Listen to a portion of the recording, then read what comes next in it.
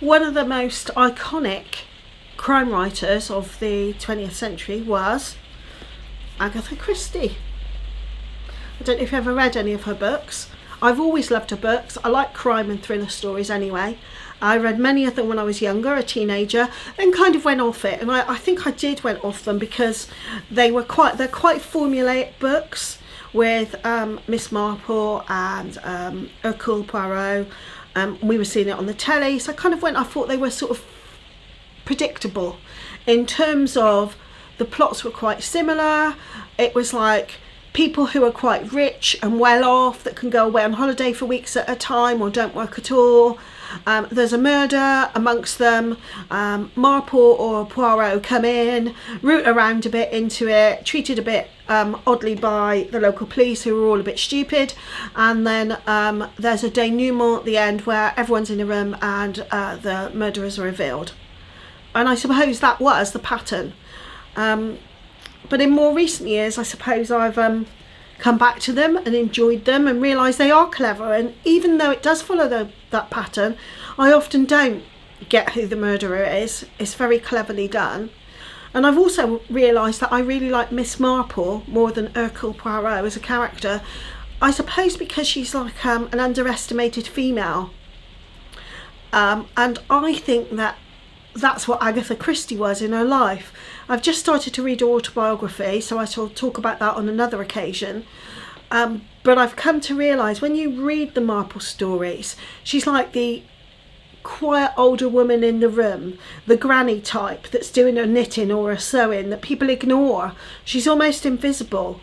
And then when she is asked a point of view, she comes through with something so penetrating and pithy and real that it gradually dawns on people that Miss Marple is not all that she seems. And I do wonder if Agatha Christie enjoyed that about herself, because if you see pictures of her in her middle age and later years, I mean, she died when I was about 9 or 10 years old. I wonder if she was massively underestimated as a very, very successful female writer.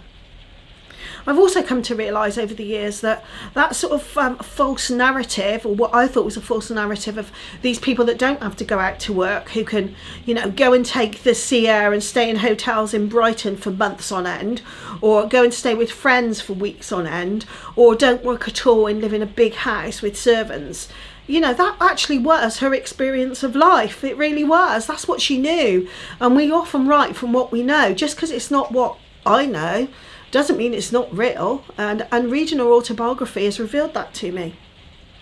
Anyway, in summer 2021, we visited her summer house in Devon, which is called Greenways, and I bought a couple of her books there. I bought this one, which is called The 13 Problems, and this one, which is called Dead Man's Folly. So this one involves Miss Marple, and it's short stories, 13 short stories where she can instantly, almost like a club, sound familiar? Like a club of people that meet together and try and solve strange murder cases or strange cases that he knew of and could never explain. Guess who solves every one of them? Ooh, that'd be Marple then, wouldn't it? And this one, Dead Man's Folly, the reason I chose this one, this is an Hercule Poirot story, is because it's actually based around the real boathouse at Greenway and the house.